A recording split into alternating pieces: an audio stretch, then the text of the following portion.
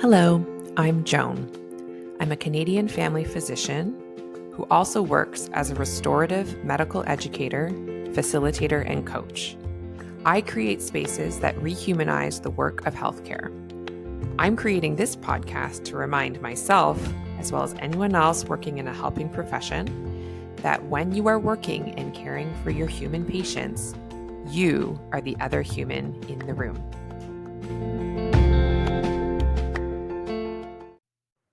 Hello there, healthcare humans. Thank you so much for coming back for another episode of The Other Human in the Room. I am super excited for this conversation. I already feel like we had a whole pre-conversation, and maybe we'll just circle back to Taylor Swift after, but I'm already having a great time chatting with Frances Mei. Our first time ever chatting, because this is one of those podcast recordings that come after I see something that the fabulous healthcare human has put out, like a book, or in this case, it was a written article that actually someone who was in one of my programs sent me. I, a few months ago, released an episode that I know some of you really liked that was about mediocrity. And so then someone who listens was like, you need to read this article because it was all about mediocrity. And as soon as I read it, I knew if this gal will come on my podcast, I would love to have her because we are singing the same song. So Frances Mei, would you like to introduce yourself to everyone who's listening? Yes, absolutely. And thank you so much for having me on. I totally agree. I mean, I wish that this was one of the Taylor Swift recap episodes, but I'll hold out hope for someday. Yeah. I'm a full-time practicing ENT surgeon. I'm based outside of Nashville, Tennessee. A little bit about my background is that I'm born and raised in Chicago. I'm a half Asian, only child of first generation parent. And, I actually moved out at 13 years old, never to live at home again. But I went to a boarding high school after skipping 2 grades. That's how I ended up being a sophomore at 13. Then I went on to Notre Dame after that, gap year at Wash U doing ENT outcomes research, then medical school and a 5-year ENT residency. And of course, I do have a couple friends who practice medicine in Canada, and so I'm familiar a little bit with some of the differences in timelines. But, I certainly had the full U.S. experience, the 10-year journey to becoming a surgeon. Yeah. Wow. Oh my gosh. Like even some of those extra layers of the skipping grades and the dedication of all of those years of training to get to where you are. And I know, so the way that I came to know you, as I'd said before, is this article that you wrote about mediocrity. And I loved how you first named what sort of like haunts so many people and certainly haunted me at the beginning of my career. I remember actually, it was a surgeon like sat us down at the end of medical school and was like, you know, guys, I want you all to strive for excellence. And I remember then, I think she meant it so authentically and like from a heartfelt place. And I remember being like, I am just hoping to be like competent. Like I like it didn't hit the way I think she hoped it hit to inspire. I just felt like, but I could never. And the notion of excellence. Now I teach some like family medicine residents, and like being in the academia world, the notion of excellence, I feel like it's always getting drawn into different conversations. I would love to hear your history with that idea. Is that something that's been a part of your life since those early times of skipping school and like all of that stuff? Like, um, and how has your relationship with the idea of excellence shifted over time? Totally. Well, You know, as I talk about my background, yes, I skipped multiple grades. I was the youngest student at the University of Notre Dame. I moved in at 16 to my Wow. freshman dorm. And I think the only thing that saved me is that I was already 6 feet tall by then. And so yeah, I had a baby face, but I could blend in well enough. And that's so funny because that's in the eye of the beholder. Mm. One anecdote that I like to share from that time, and it'll help flesh out this image of like, a 16-year-old, 6 feet tall girl just showing up at not a super diverse university, is that at orientation for our dorm, this rumor went around that I was an exchange student from Korea and that I didn't speak any English. Oh, And it took days to undo the damage of that rumor. Cause when I did, I was just super, super shy. And maybe I was putting out a very strange energy that people were mm, like, this girl just does not, she's not an English speaker. And so when I started putting myself out there and trying to introduce myself to people, they were like, oh, how is it in this country for you? And I was like, I'm not sure what you're referring to totally. But yeah, so it took days to unwind all of this. Um, but that's just a little side anecdote. I do think that what's important, particularly as we are setting the stage for this discussion about like mediocrity, the idea is that I have a long history of academic achievement. My first publication was at 16 years old in an astrophysics journal. wow. And I don't claim to even be at this level of excellence where fortunately I was exposed to it Mm, through high school, through college mentoring. I mean, I was up at the Vatican telescope with my college astrophysics mentor. He went on to win a Nobel Prize. And here's what I think is important and what I've always brought with me into my later life experiences in medicine is that every truly brilliant, truly excellent person that I've met, they had this nature about them, often very like gentle spirited people. And they were just brilliant. And if you ask them a question, they would be like, oh, that's an interesting question. I'm happy to kick this around with you. And there'd be that open discussion. yeah. I did not find that reflected, certainly in my residency experience in particular. I will say in Mm, medical school, there was a lot of that open dialogue and really like stimulating discussion. And I learned a lot consequently. yeah. But later on in my training, that a lot of that was shut down. It was a lot of the, intimidation is the lowest form of leadership, Mm, of management. It was a lot of the yes. just fear and intimidation and don't ask questions. We do it this way because it's done this way. Be quiet. Mm, I just say all that because I think that excellence also really does have this like eye of the beholder aspect because yeah. a lot of surgeons who I've met who might consider themselves excellent, whether as a physician or a surgeon, that doesn't necessarily align with everyone's definition of excellence because a lot of people would say, hey, that human aspect needs to be there for me Yeah. to consider you excellent. You might be like technically very competent or technically an expert in your area, but I do think that I kind of question what the current culture of medicine and the current standards in surgery would define as excellent or not. Mm.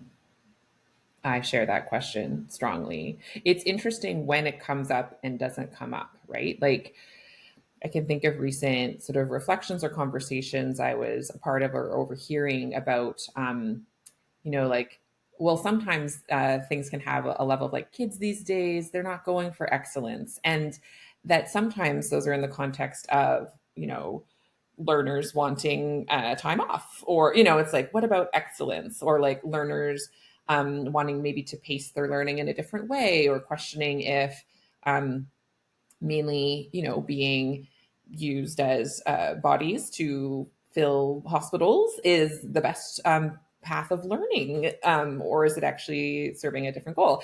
And then, so it, and then there's other times I've heard excellence where it's like, wow, that's, something that someone has done that is unique and brilliant, right? So, like you say, it depends on who's using it. One specific thing that I've just started to be like like a primary preceptor for a family medicine resident. Before that, I was doing different kinds of teaching, and it's fascinating the rubric out for professionalism specifically that you use. Where if you want to get the like 4 out of 4, the Linkert thing, um, the standard is you're going above and beyond what is expected of you, and then that will mean that you're like excellent on this scale for like professionalism.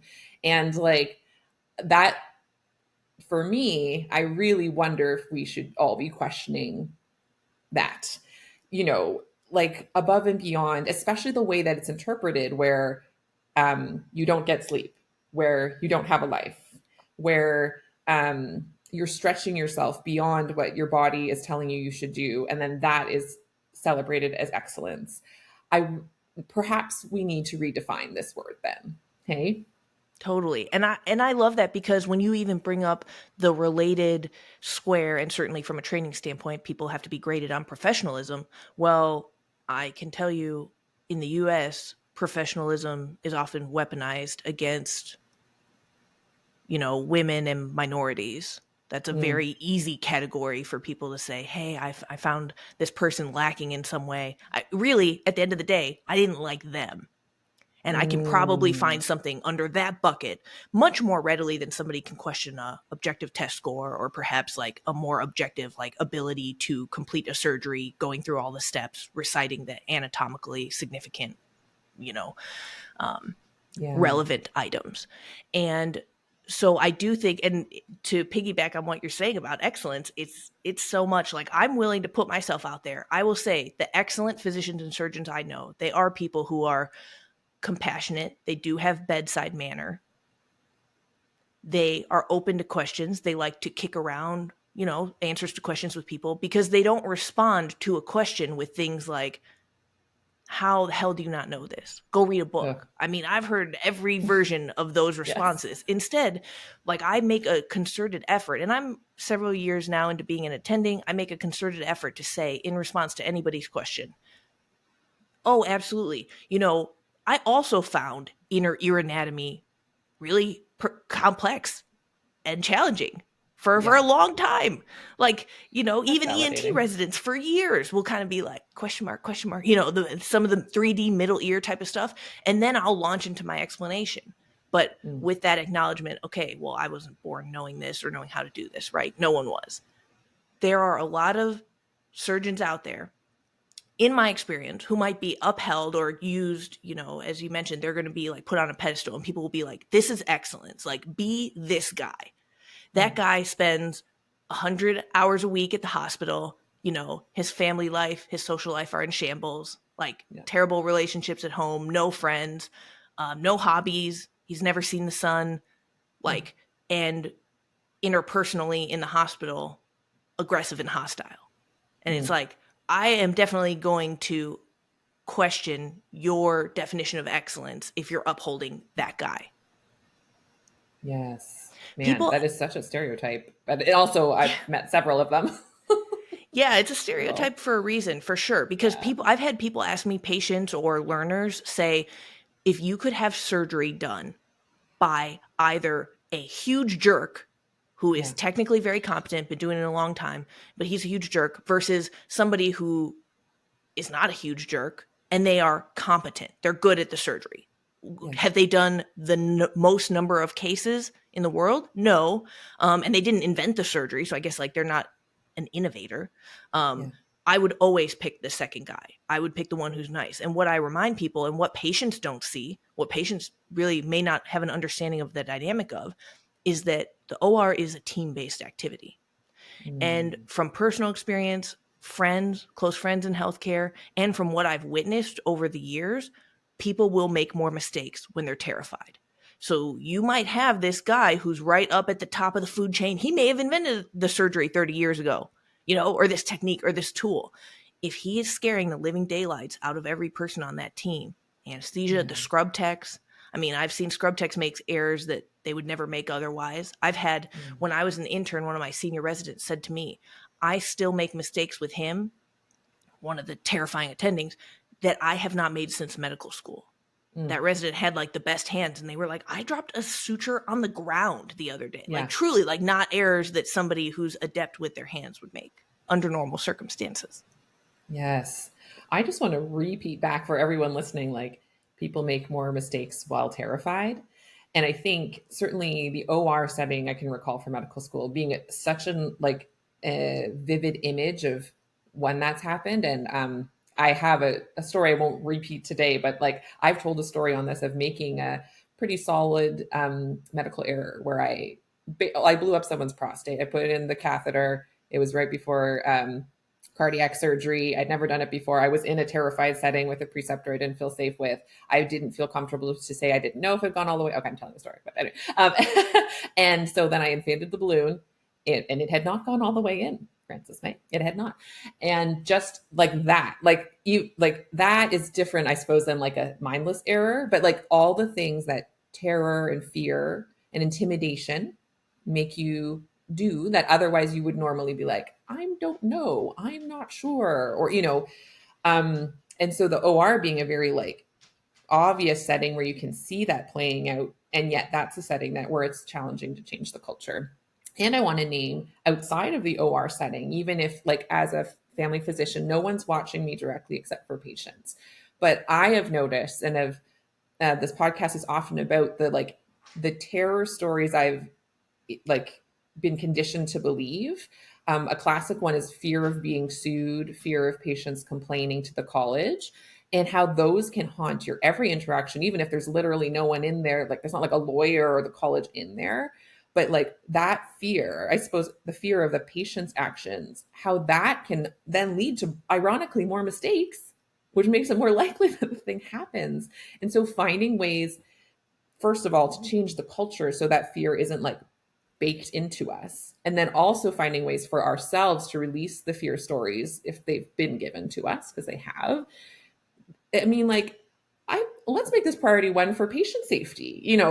It's interesting. I don't know what it's like where you are, but often when we get sort of talks or communications from folks like medical legal kind of folks, whether they mean to or not, they end up being pretty fear based and sort of threat highlighting. And I find that interesting because of what we've kind of just said.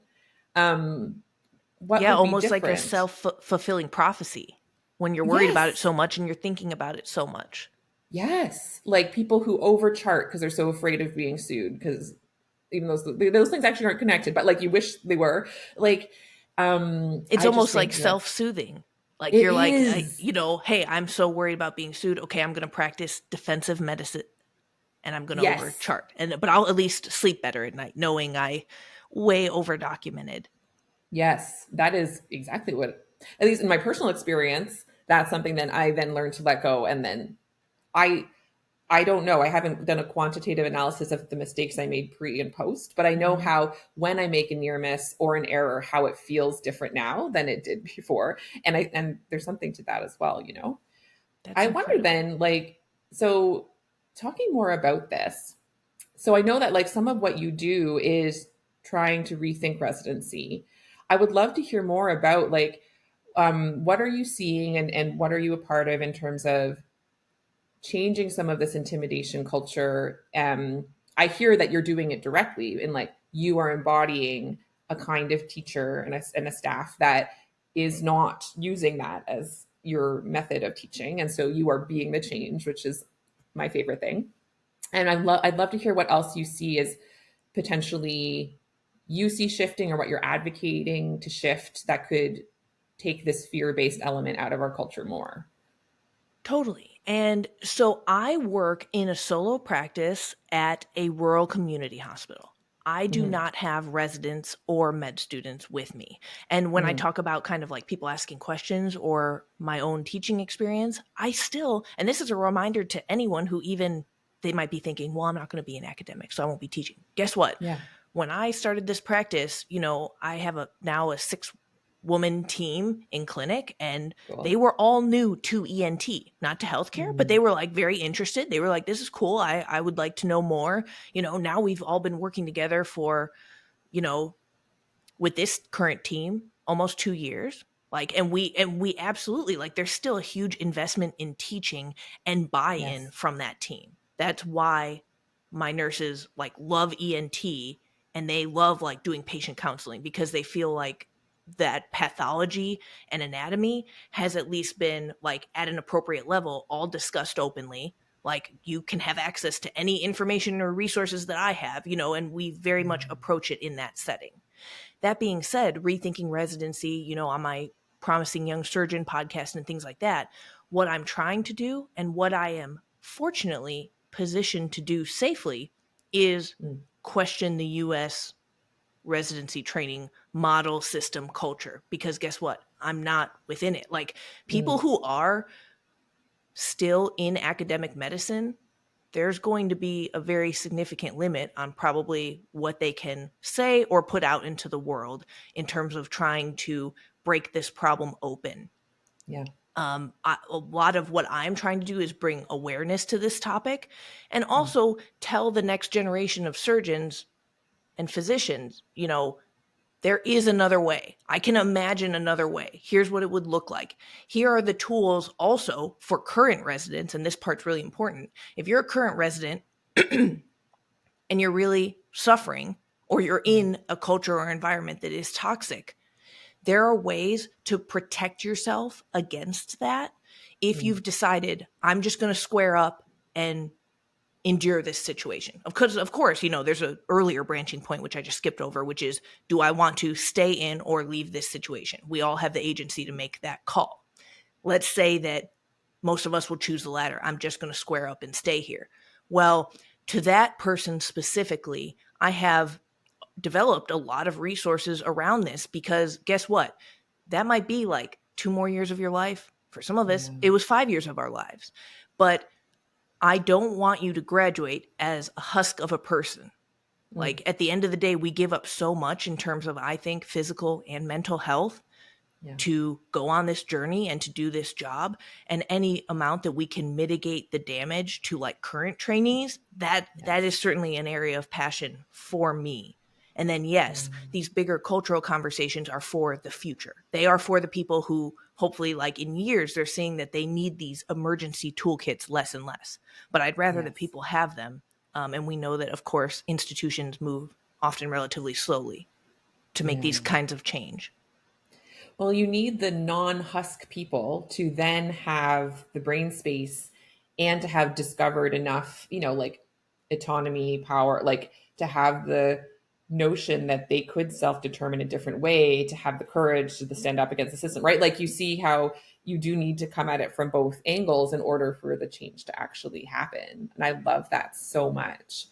What did you, so when you were going through residency, some of the tools you now share, were those things that then you discovered for yourself? Or is it sort of after the fact you've discovered things?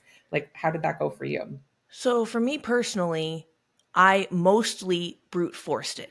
And Yeah. as I alluded to, it has led to a myriad of physical and mental health issues. So I Hmm. certainly would not recommend the brute force method to anybody. Yeah. When I was a chief resident and had control over my schedule, I actually gave myself permission to go to dialectic behavioral therapy, DBT group, on Cool. Tuesday evenings. Oh, I apologize. My guy sees someone. Beignet, back it up. Back it up 10 feet. Okay. Beignet. Sorry about that. Beignet, Beignet, get it. We actually have a lot of dogs featured on this podcast, so I love it. Oh, okay. All right. So him crying. He's happy crying. Um, Yeah, good. so, I decided to go to dialectic behavioral group therapy just to give it a try. It was something that was Yeah. recommended to me, like particularly for acute stress type of environments, like the work milieu I was in. Mm. And I showed up the first night, and they were introducing, a new session of group, and they said, okay, well, here are the 4 pillars of DBT. Like, again, of course, it was initially developed for suicidal and borderline personality patients back in the 80s Yeah. and 90s by Marshall Linehan. But since then, it's definitely been adapted for tons of like unique populations, which I would argue absolutely that resident physicians are a very unique population with these Yeah. specific stressors and high emotion challenges in the hospital and things like that. So they said, okay, here are the 4 pillars. 1, mindfulness. 2, emotional regulation. 3, distress tolerance. And 4, interpersonal effectiveness. And I was looking Hmm. around. I mean, you could have knocked me over with a feather. I was like, where have you been this whole time? Because I I need certainly, all those. Yes. yeah, oh, like those are all, you've just listed all my problems, Yeah. probably like in order, because at their Mm. core, every issue that I was facing up against in my experience and in the hospital was related to one of those. Like my distress tolerance Mm. in the operating room for those stressful situations, or where someone's screaming or throwing things or smashing their hands down. I mean, Yeah. again, it shouldn't be happening. I don't question Yeah. that at all. But it's like, if it was happening and I decided to square up and stay, then I could increase my distress tolerance skills. And Mm. then for people who ever feel like they can't get what they want or need from somebody else, whether it's like your resident team member, staff in the hospital, etc., interpersonal effectiveness skills are so crucial. Mm. So what I did is, I kind of hobbled through limped through the end of that spring, graduated. It took me a full 6 months of just healing from the Mm. trauma of training. Yeah. I certainly wasn't creating anything in that time. I was just trying to find a way forward for my Yeah. own life, having just graduated as like a husk of a person. Because, yes, I think the bar is too low when we just say, we can't have physician suicides. It's like a lot of Yeah. us lose huge portions of ourselves. Yeah. So any amount that we can mitigate that, I think is like maybe a more reasonable bar. It just can't be that like you quote unquote live. And Yeah. so after 6 months though, then I did have I was coming from a place of having time and healing that occurred. And so I then started rethinking residency, created all these resources, started writing a lot, started reading a lot, engaging in the arts more. And that also, of course, compounded my healing and things like that. But I was like, okay, we got to get stuff out there because there are people just, in the same situation I was in 2 years ago. Mm. Oh, I love that. Um, Thank you for sharing all of that. I just think that's so powerful. Especially, I mean, bunch of what you just said. I love hearing the pillars of DBT and being reminded of how they are like, gosh, if only those were priorities for teaching, I mean, throughout all of our educational systems. Like, because also when you have those, your brain is in a state that can learn better. Like it's sort of this funny backwards thing. It's not funny, it's tragic. But Yeah. but the thing I wanted to really highlight that you just said and repeat is like, yeah, so preventing suicide is like the lowest rung. Like, yes, let's do that. And that's so if we achieve so that there's no suicide, we aren't done. Like that's not the only standard that we could use to really think of how do we want folks who take care of other human beings and bodies, who take care of other human beings and bodies, how do we want them to be? First of all, just human to human, but also even just thinking kind of pragmatically, the folks that we want to take care of the other folks, like what would happen if they were feeling like they were thriving? What if they were feeling like they were actually supported and resourced to do so? What kind of excellence could we achieve, if you will? Like if we started from that as the standard, you know? Um, so I want to speak to, I know you've done a ton of writing. I would love to hear a little more of your thoughts about the mediocrity piece as this sort of subversion of the type of excellence that you saw at the start. Um, yeah, so how are you applying the notion of mediocrity to your work these days in medicine? Absolutely. And so, I do want to kind of give everyone a little bit of background in case they haven't read the article or anything. And Mhm. so, just a short excerpt that I'd like to read is pick, Yes. thank you. Picture yourself as a cross country runner. Your race is a 5K. To train for the absolute fastest 5K time, would you run a 5K every single day and push yourself to the limit? Or would you vary your training, some days practicing 400-meter sprints while spending others running 10 or 15 miles? If you run your race at 100% of your ability and you are about to be passed on the finishing stretch, you would have nothing left in the tank. But if you practiced for a longer race and then could run a 5K at 90% of your ability, then you'd have access to that extra 10% when needed to ensure victory.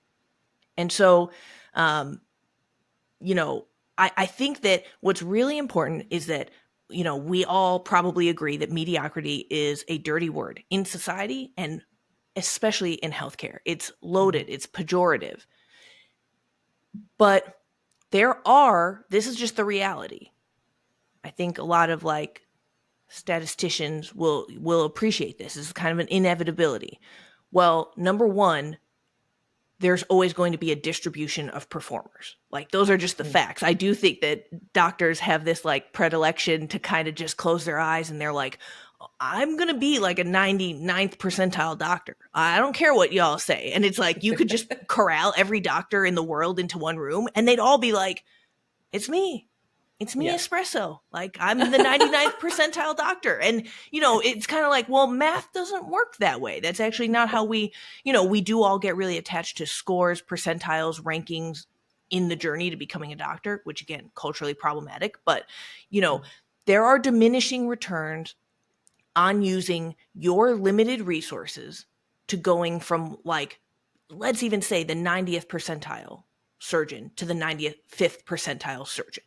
Like, there are going to be diminishing returns on that. And I, of course, related to everything we're talking about, I'm a big believer in other skills that physicians can cultivate, such as agility, emotional agility, career agility, communication skills, mindfulness practices, arts and sports outside of the hospital. Like, I actually think that development of all those also has the double effect of making them better physicians and surgeons. But the idea is, do you have the courage to branch out and invest your resources into, invest your time into things that are outside of the maybe traditional box of what a physician is doing, which is either like studying the tomes and learning anatomy, reading every single new article that comes out about this new therapy, or are you also thinking outside of that traditional box? I love that so much. There's like, we're so like minded. Like, I have one of my like personal projects, and I talk about it a lot on the podcast, is like building my life, including like how much I work, my calendar, and even how I approach my work with about like 75% of my max capacity. With the idea that that means that on a day that I am under resourced, I still will perform okay. And then, if there's a high demand situation, I could, do a couple sprint days and fit in more people, but like that most of the time I'm doing less than I possibly could. And like how illegal that feels and how, like sacrilegious that feels, but how like you're saying, overall, it means, first of all, I still practice medicine and don't burn out. So that's, you're welcome, everyone, for that. But also, like, I think the quality of care I can offer really shifts for myself personally. Certainly, the quality of how it feels to practice medicine feels way better, and that has to translate to patients too. The other thing I wanted to say was, I think I'm imagining some people listening who aren't in the academic. So, like for folks in like the academic, where they have the traditional, they're all trying to, pack their resumes and they're trying to win the awards. That's one whole stream. And so I hope everyone's listening real close if you're in that stream to exactly what Frances Mei is saying. And then I know there's another stream where they have like eschewed that, and but then they don't recognize that they are also hustling for some other 99th percentile, even if they feel like it's not to win an award. So the classic that I probably applies to most people, certainly in primary care, is like trying to keep up with all of the demand. So I like seeing every single patient, and feeling guilty when you don't, trying to do every single task that someone asks you to do and feeling guilty when you don't. A lot of times the messaging is like, well, I'm not even blah blah, I'm not even going for 99%, I'm just trying to get by, not recognizing that some of the standards, we still have sneaky impossible standards that we're trying to meet, like every single diabetic having a perfect A1C. When we get the report, we feel like we failed if they haven't. That's a whole, like, there's so many sneaky metrics that aren't even the classic ones where you get an award for, but you can still feel like you failed if you don't provide 100% access for all of your patients, if you don't get all of the forms done immediately. Like, no one's going to actually give you an award if you do somehow achieve inbox zero every 10 minutes. And yet we still also think it's not okay to be mediocre at those things. You know what I mean? Totally. And I would love to call out, I have some notes here from one of my all-time favorite writers, Venkatesh Rao. This is a 2018 piece that he did called Survival of the Mediocre. But what I think is, and what I think is great, and I'm going to read some of his excerpts. He says, mediocrity, understood this way, is an independent meta trait, not a qualifier you put on some other trait like intelligence. And I think that that's really important. Like that, and that's how I use it. So, for everyone who Yeah. read my Doximity article and they were like writing in the comments, like, you're the worst doctor in America, uh, you Did know, someone write that? I'm being hyperbolic, but like Okay. not that hyperbolic. Some people were like, Please. you shouldn't even be a doctor if you think mediocrity is okay, but I'm actually using it differently. I'm not saying Yeah. that like for for a person of mediocre intelligence or things like that, like what Venkatesh Rao is pointing out, it actually is more of a survival trait. And so, to quote, it is the Mm. trait that comes closest to a general constructive understanding of evolutionary adaptive fitness in a changing landscape. In other words, evolution is survival, not of the most mediocre, because that would be a paradox, but survival of the mediocre. Because what does mediocrity conserve energy for? For unknown future contingencies, of course.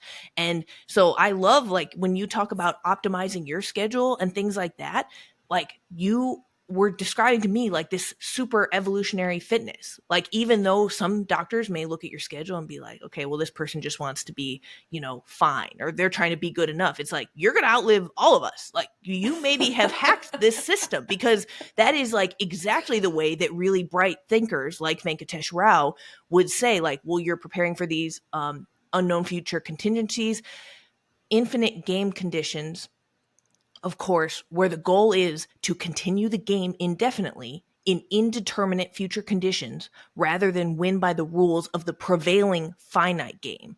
That's what you're doing. Like, you're going to win, and you're setting yourself up for success in all of those like indeterminate timelines. And so I really I want to be like you when I grow up. That's Oh great. my gosh. I wrote down super evolutionary fitness. That's hell yeah. Because, like, thank you. I'm just taking that in. I didn't even know I was doing that. But yes, that is like literally what I am thinking I am doing and what I'm trying to embody. And it's like, it's because it feels good. I will say, first and foremost, that actually has been the defining principle by which I've decided to do whatever I'm doing and then share about it so others can if they wish. But it's like my body lets me know that actually it's a good idea. And it makes sense that my body is trying to play an infinite game because our body, that's what our bodies are designed to do. They're like trying to optimize and be flexible themselves, especially if we allow them to like offer us their wisdom. They know how to survive. And I just think, especially in these times, I think we can notice that the chaos is not finished, within healthcare and outside. Like, we are not in very reliable certain times No. where the rules are remaining very stable. So the notion of trying to hustle to meet the ever changing rules, that's a losing game. So instead, finding a way to almost like limit your resources, um, and center yourself around what you know will help you get through no matter what. Um, yeah, I love the way that you just put that. And building agility skills, because those are skills Yes. that can be learned. And so, like, once I did think of this more as a game, and again, this is like an Mm. infinite game, then I was able to approach it differently, because I spent years and years where coming from this like high achieving background, and I'm a person of super efficiency, I would basically look at the day and the schedule of the day and be like, I'm going to play this perfect. Like, there's going to be the quickest turnaround times ever. Like, everything's going to be just totally zipped up, perfect orders, Yep. perfect notes, everything. But then at the end of the day, you're 100% depleted. Like, what game, certainly not my own, was I playing at? And as you mentioned, like, I like to give the example. So in the ENT world, there are, of course, you know, there's always paradigm shifts. Like, for instance, Mm. one of the really, I think, subspecialty shattering ones has been the development of biologics and application of that therapy for nasal polyposis, as opposed to traditionally just sinus surgery. And, Mm. I've heard rhinologists refer to that. About a decade ago, they called it mowing the lawn. Oh, this patient's polyps grew back. Okay, time to go back to the OR, mow the lawn again, things like that. Well, biologics for nasal polyposis have really like thrown a wrench into kind of this whole sinus surgery forever schemata.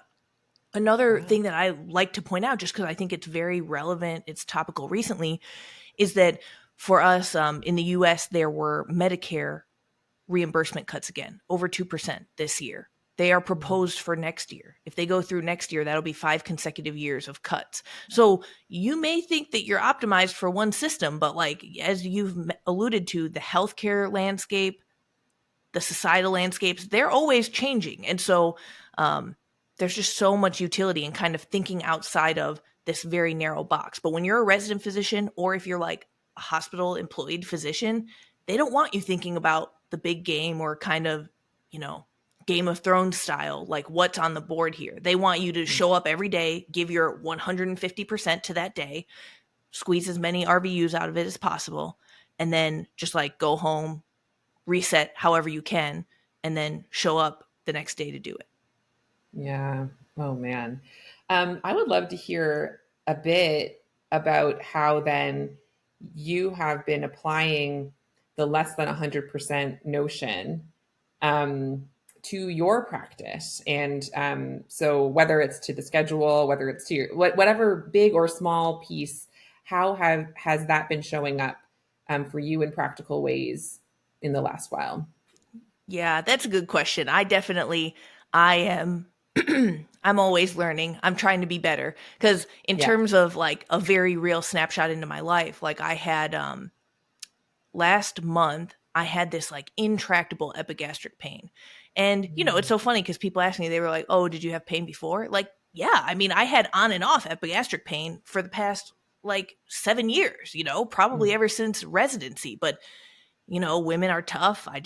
I worked through it and it would always just fluctuate or abate. Like it was never this like continuous pain. Well, a month ago, it was continuous pain. And it was to the point that I couldn't breathe. I couldn't oh take dear. very nice deep breaths in clinic. It was like distracting me cognitively. I was like, what is going on? Something perforated? Like I had no idea. And it was very classic in terms of symptoms. It's not my expertise, but I know a little bit because eating and drinking was very soothing to it. Like that would help the pain. And Mm, then it was just horrible after. Long story short, after clinic that day, I convinced my husband to drive me to the emergency room. I was like, this really, and that's never happened before. I was like, I'm really asking you, like, I think something is wrong because I gave it all these, it's been a day now. mm. Um, that led to, some scopes, things like that. My GI doctor was like, you have over 20 ulcers all through. They were No. mostly gastric, but there were a couple bleeding duodenal ones, but it was like mostly gastric and my symptoms were gastric. Guess what? H. pylori negative. So, you know, we talk about like stress mediated or associated Sure. physical manifestations of illness and stuff. I mean, I have a pretty good textbook one. And I do really believe in these concepts, but also it's so hard to break the wheel. Like I show up to Yes. clinic, I show up to the hospital every day and I try to give 150%. I am also filled with ulcers. So maybe just let me be like the warning, like I'm like the poster child for ulcers now. So, don't Yeah. be like me. Like I drink 2 Hmm. coffees and then I go and I work really hard and I try to show up 1,010% because I Yeah. absolutely like, do I care about my patients, their families, their quality of care? Of course I care about those things to the Yeah. utmost. But at the same time, if I perforate an ulcer and die in clinic, that doesn't serve everyone, and that's why we talk about like this evolutionary fitness and this infinite game. But this is why, like, in my opinion, even young physicians are getting burned out and they're like, well, either I need to relate differently to my career or I'm going to die. And then I Yes. also want to mention really quickly, just as a piggyback on that, um, so also to go back and answer your question, I'm always working on it. Every other Wednesday, I have admin time. And I take that time. I know a lot of Yeah. attending physicians who work through that time. They're like, put patients on. And I don't. I've been very good about, I protect that time and I've never added stuff on to an admin day. And like, Amazing. you may think, okay, well, that makes you a mediocre surgeon, and I'd be like, all right, sounds good. Me and my ulcers are going to like go have a sit. Like we just cannot be doing it Yeah. on this schedule. And Yeah. so that's one thing. But when we talk about culture, and just this quick tie in I wanted to mention is that I did share that part of my journey online just a little bit, just like, hey, I'm 32 years old and I have almost as many ulcers as years. So, Mm. like, what's up? I'm a person who cares a lot about fitness. I try to eat things that are relatively good for the body. They're nutritional, so it's like, Yeah. why so many? Um, and this one commenter on LinkedIn, she said verbatim, if you can't even take care of yourself, why should we trust you to take care of patients? And that was my Whoa. post that was like, hey, what's up, guys? This is today's daily reminder to, like, not ignore symptoms. Like, I was Mm. ignoring epigastric pain for years and years, and now I have 20 plus ulcers. Like, just a reminder, take care of yourselves. And that was her reply. So that's not conducive to physicians showing their humanness. No. to connect with, Hmm. of course, like one of your major themes. It's like, to an extent, there's this old guard and new guard. Not everyone thinks that doctors should be humans. Certainly, a lot of people think that surgeons shouldn't be humans. Um, Hmm. so there's definitely a lot of room for growth and change. And I try to be as open as possible to help those conversations along. Yes. And there's just never a too late point in the process.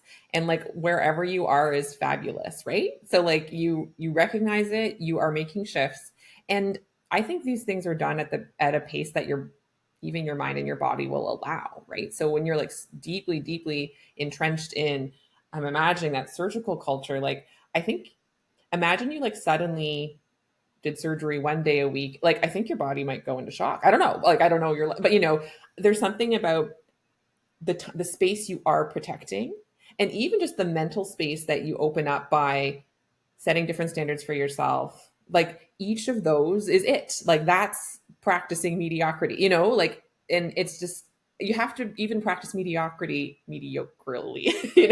Ex- Of like there's exactly. not a standard. The point is there's not a fancy standard. Like it's just it's an active practice, right? Hmm. That's why. Yes, exactly. And I love it as a meta trait because, again, it's not Yeah. saying that like your intelligence, your performance, your hands, like as a surgeon, like my Yeah. hands are not mediocre. This is a meta Right. trait that we're talking about. Yeah. And like if you put all the ENTs in the land in a room, your hands may or may not be mediocre of that setting. Like if you did the standard deviation curve, who knows? And that would be fabulous. But then yes, if it's like of all the general population, it makes sense that your hands would Yeah, like of certainly course, be all right. ENT surgeons I would say are going to be above the 95th percentile Yeah. for the general population. And then, yes, like amongst ENTs, there's going to be a distribution. Yeah. There's distribution of everything. But again, like people, I think that there's this like very protective cognitive dissonance where they're like, Mm. that is just not true. Me and all my friends, these doctors, We're like all the we're all, specialists. yeah, we're all the best. And that's almost like the Incredibles. Like if everyone is the best, then Yes. nobody's the best. Oh, that's so true. That's so good. Um, I do want to spend a little time talking about Taylor Swift, if that's cool. So, because this is my podcast, I can do what I want, and I'm curious. So, what's your Taylor journey? How long have you loved her? Oh my gosh. Oh man, I've been waiting like my whole life for someone to ask me this question because it is Tim McGraw. It is Tim McGraw. Oh, I you was are OG. yes, Like, I'm wow. a real like and as I mentioned, so I'm 32 years old. I Mhm. first heard Tim McGraw when I was at boarding high school and I just loved it. I was listening to a ton of country at the time, which like I laugh about now. I was listening to Brad Paisley's Mud on the Tires the other week, and, you know, like I'm not an outdoorsy person. I don't really like bugs, but Mud on the Tires was like my most romanticized song of like middle school, which So I good. don't know. Cause I was listening to it back last week and I was like, this doesn't sound that good to me anymore. But anyway, Mm. country super fan from Chicago. I was always listening to country. So when Taylor came on the scene in original country, like I immediately was very into it. And along my journey the past, almost 2 decades now, we have hit major milestones together at every point. Like I'm Mm. talking to a T.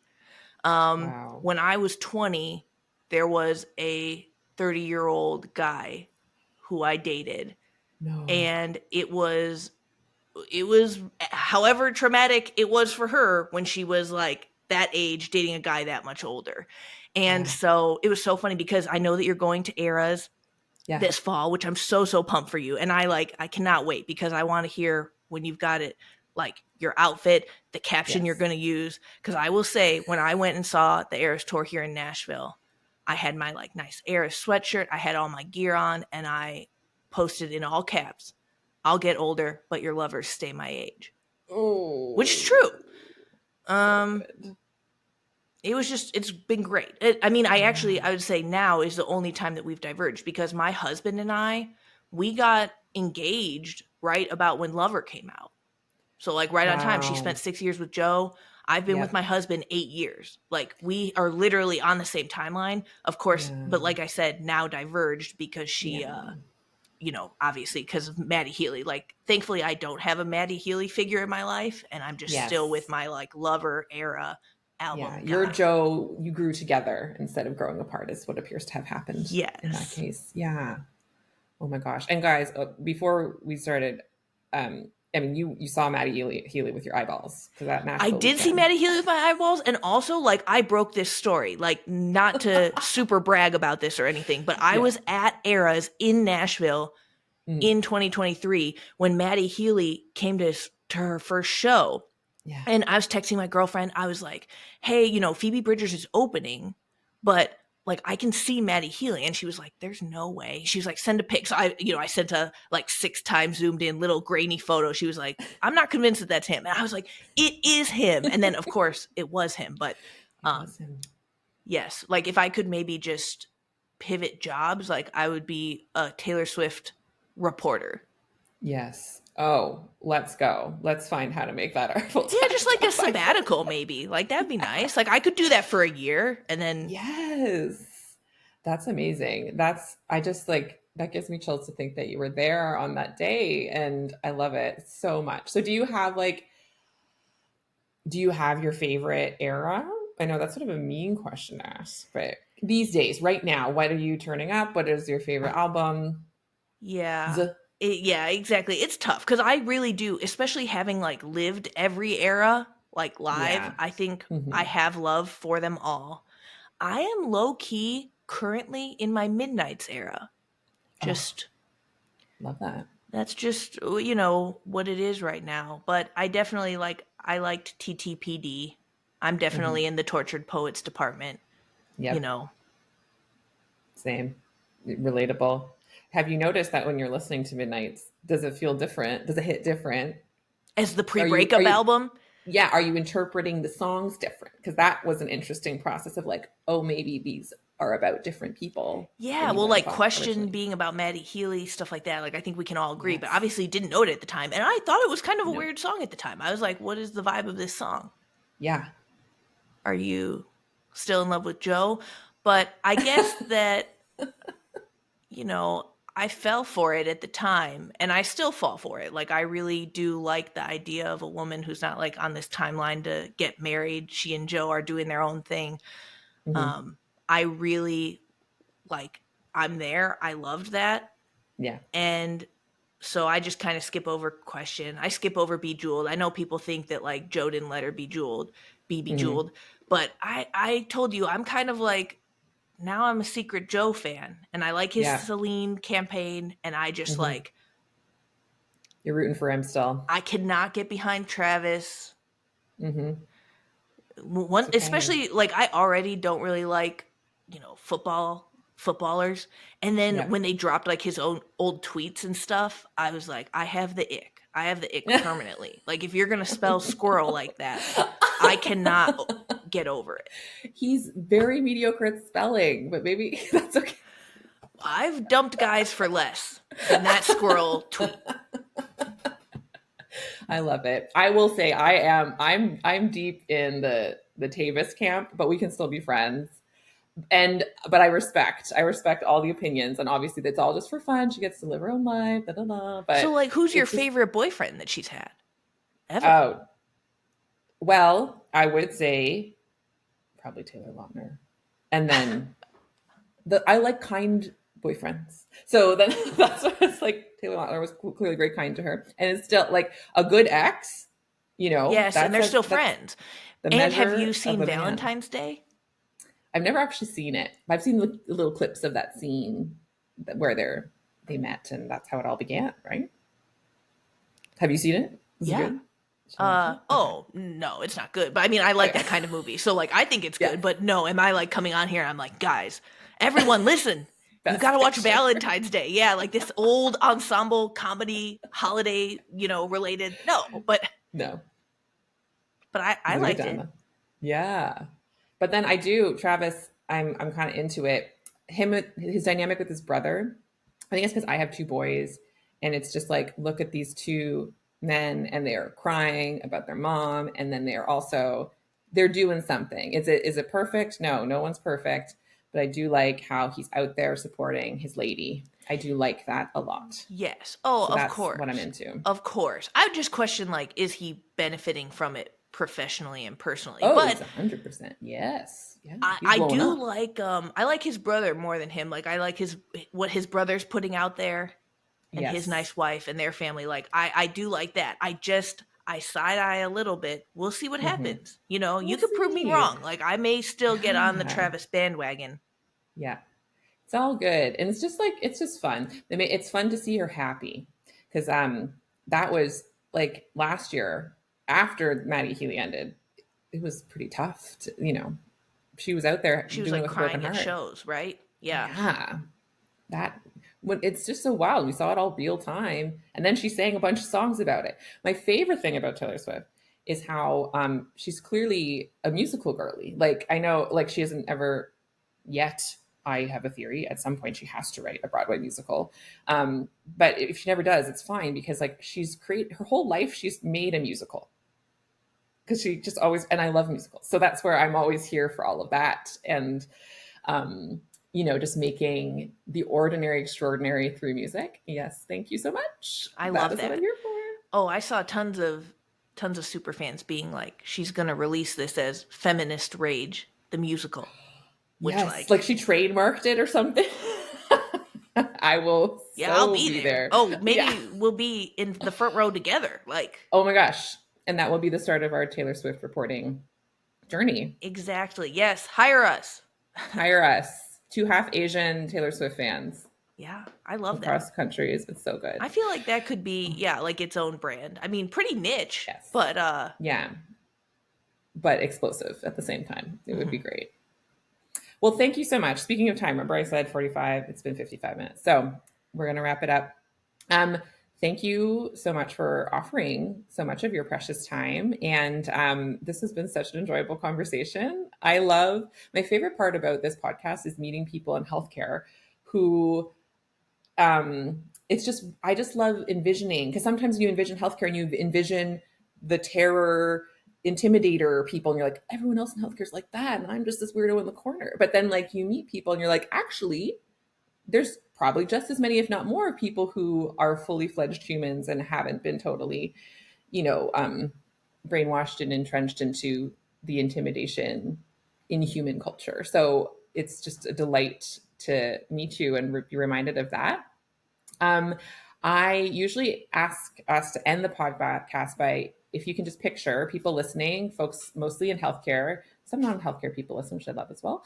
But and they're all like sort of seeking that humanity. They're seeking a way to feel more human and see more humanity within their work in healthcare. And it's a struggle, maybe they're feeling more like that husk of a person like you were feeling at that time. And I would love to know what would you like to say to them? What advice or encouraging words would you like to give them?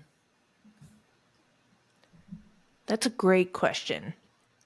Well, I'm such a quote person, so I have like a million quotes for this. But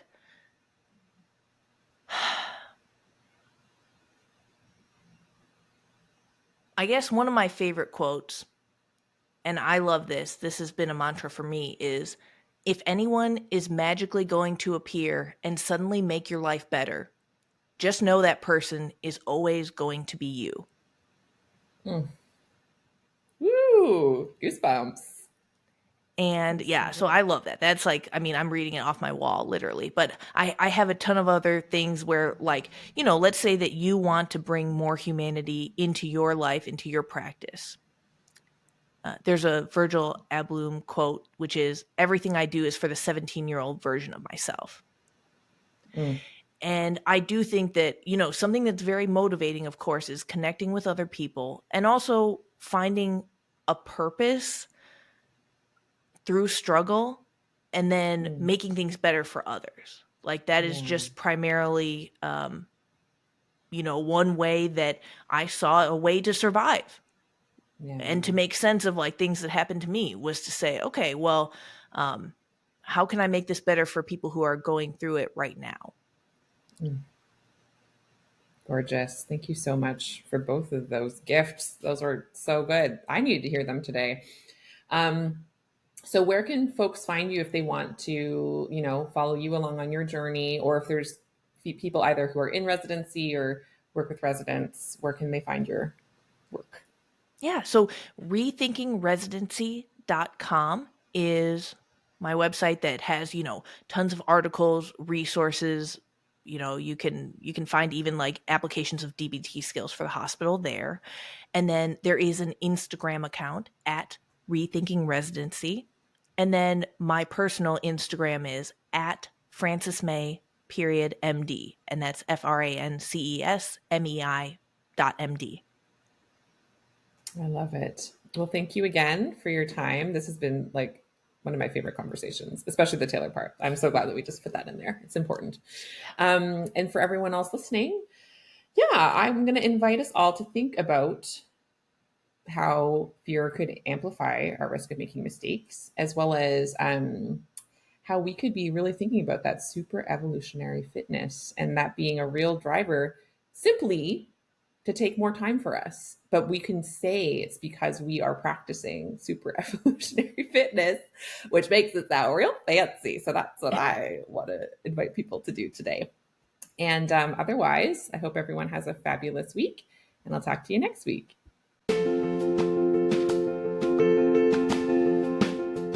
I would love to take this work deeper with you. Visit joanchanmd.com today and discover my growing menu of options for restorative medical education to suit your learning needs. I offer one-on-one coaching, customized workshops, and self-study courses that allow you to connect not only with my work on a deeper level, but also with other healthcare humans just like you. So if you want to start humanizing your work in healthcare to a deeper level and do it in community with others, please visit joanchanmd.com and find those options and what fits you and your life today.